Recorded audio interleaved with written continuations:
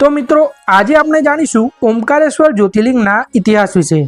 ओमकारेश्वर ज्योतिर्लिंग मध्य प्रदेश में नर्मदा नदीना किनारे स्थित है। आ स्थान पर नर्मदा नदीना बे धाराओना भाग पड़ी गया अने त्यां वच्चे एक टापू बनी गयुं जेने मांधाता पर्वत अथवा तो शिवपुरी कहेवामां आवे छे। 12 ज्योतिर्लिंगमांथी ओमकारेश्वर चौथुं ज्योतिर्लिंग गणाय छे। अहींया बे ज्योतिर्लिंगोनी पूजा थाय छे, ओमकारेश्वर अने ममलेश्वर। अने आ एक ज एवुं ज्योतिर्लिंग छे जे नर्मदा नदीना उत्तरी तट पर स्थित छे। अने एवुं पण कहेवामां आवे छे के आ तट ओम आकारनुं छे अने आ ज्योतिर्लिंग पंचमुखी छे। लोकोनी मान्यताओ छे के भगवान शिव त्रणेय लोकनुं भ्रमण करीने अहींया आराम करे छे अने एटले ज अहींया रात्रि दरमियान भगवान शिवनी शयन आरती थाय छे। आ ज्योतिर्लिंगनी स्थापना विषे घणी बधी कथाओ प्रचलित छे अने तेमांथी एक कथा अनुसार भगवान रामना पूर्वज राजा मांधाताए आ पर्वत उपर कठोर तपस्या करीने भगवान शिवने प्रसन्न कर्या हता। तपस्याथी प्रसन्न थईने ज्यारे भगवान शिव प्रगट थया त्यारे राजा मांधाताए भगवान शिव पासे पोताना मोक्षनी प्राप्ति अने अहींया हमेशा माटे भगवान शिवने आ स्थळ पर रहेवा माटेनुं वरदान मागी लीधुं हतुं अने त्यारथी ज भगवान शिव अहींया ओमकारेश्वरना रूपे बिराजमान छे अने एटला माटे ज आ नगरीने ओमकार मांधाता पण कहेवामां आवे छे। अने एवुं पण कहेवामां आवे छे के अहींया 33 करोड़ देवी देवताओनो पण वास छे। अहींया नर्मदा नदीमां स्नान करवानुं विशेष महत्व छे। नर्मदा नदीनो जन्म भगवान शिवना परसेवाथी थयो हतो, एटला माटे ज भगवान शिवने नर्मदा नदी पण पोतानी पुत्रीना जेम ज प्रिय छे अने भगवान ओमकारेश्वरनुं मंदिर पण नर्मदा नदीना किनारे ज स्थित छे। अने बीजी कथा अनुसार एक वार नारद मुनि भ्रमण करता करता विद्यांचल पर्वत पर आवी पहोंच्या हता अने त्यां ज पर्वतराज विद्यांचले एवुं कह्युं के हूँ सर्वगुण संपन्न छूं अने मारी पासे बधुं ज छे। आवुं कहीने तेमणे नारदजीनुं स्वागत कर्युं।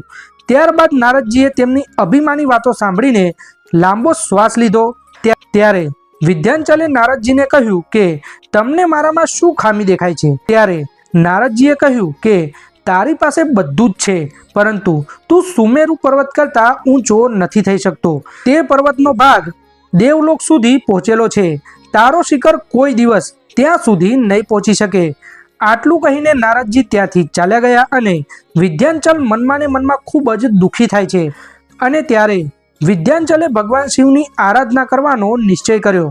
ज्यां साक्षात ओमकार विद्यमान छे त्यां तेमणे शिवलिंग स्थापित कर्युं अने प्रसन्न मनथी 6 महीना सुधी भगवान शिवनी पूजा अर्चना करी अने त्यारबाद भगवान शिव प्रगट थया अने तेमणे वरदान मागवा माटे कह्युं। त्यारे विद्यांचले कह्युं के तमे मने बुद्धि प्रदान करो। त्यारे भगवान शिवे तथास्तु कह्युं। त्यारे त्या बधा देवताओ अने ऋषिमुनिओ आवी पहोंच्या अने बधाए भगवान शिवनी आराधना करी अने तेमने सदा माटे त्या बिराजमान थवा माटेनी प्रार्थना करी। भगवान शिव प्रसन्न थाय छे अने ते ओमकार शिवलिंग 2 भागमां विभाजित थई गयुं। जे पार्थिव शिवलिंग विद्यांचल द्वारा बनाववामां आव्युं हतुं तेने परमेश्वर लिंग अथवा तो ममलेश्वर लिंगना नामथी ओळखवामां आवे छे अने भगवान शिव ज्यां स्थापित थया ते शिवलिंगने ओमकारेश्वरना नामथी ओळखवामां आवे छे। अने आ प्रकारे अहींया भगवान शिवना 2 ज्योतिर्लिंग स्थापित छे, परंतु 12 ज्योतिर्लिंगनी ज्यारे गणतरी करवामां आवे छे त्यारे आ बंने शिवलिंगने एक ज मानवामां आवे छे।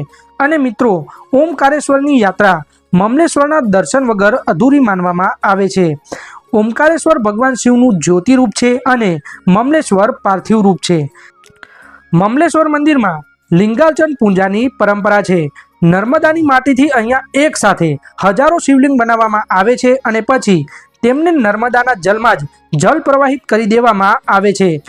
भगवान कुबेर शिवजीना परम भक्त हता अने आज स्थाने तेमने शिवलिंग बनावीने भगवान शिवनी आराधना करी हती अने तेमनी आज भक्तिथी प्रसन्न थईने शिवजीए कुबेरने धनपति बनाव्या हता। भगवान शिवे पोताना वाड़मांथी कावेरी नदीने उत्पन्न करी हती, जेमां भगवान कुबेरे स्नान कर्युं हतुं अने आजे आज कावेरी नदी ओमकार पर्वतनी परिक्रमा करीने नर्मदा नदी साथे मळे छे, जेने नर्मदा कावेरीनो संगम कहेवामां आवे छे। ओमकारेश्वर तीर्थना बधा ज मंदिर ओमकारनी सीमारेखामां स्थित छे। नर्मदा अने कावेरी नदीनी पवित्र धाराओनी साथे આ મંદિરોની પરિક્રમા કરવી એ ઓમની પરિક્રમા કરવા સમાન છે અને આ ઓમકાર પરિક્રમાનું પહેલું દર્શન છે માં અન્નપૂર્ણાનું પ્રાચીન મંદિર। આ મંદિરમાં માતા અન્નપૂર્ણા, મહાકાળી માતા અને સરસ્વતી માતાજીનો વાસ છે। અહીંયા પૂજા કરવાથી ધન, ધાન્ય, શક્તિ અને બુદ્ધિની પ્રાપ્તિ થાય છે। અને આ જ પરિક્રમામાં એક મંદિર છે ભગવાન ઋણ મુક્તેશ્વરનું, જ્યાં ચણાની દાળનો પ્રસાદ ચડાવીને તમે આ જન્મના ઋણોથી મુક્ત થઈ શકો છો। ઓમકારેશ્વરમાં ભગવાન શિવની આરાધના મોટા વિધિ વિધાનથી કરવામાં આવે છે। અહીંયા રાત્રે માં નર્મદાની આરતી પણ થાય છે। તો મિત્રો, આ હતો ભગવાન શિવના જ્યોતિર્લિંગ ઓમકારેશ્વર જ્યોતિર્લિંગનો ઇતિહાસ। અને આવા જ વિડીયો જોવા માટે અમારી ચેનલને સબસ્ક્રાઈબ જરૂરથી કરો। ધન્યવાદ।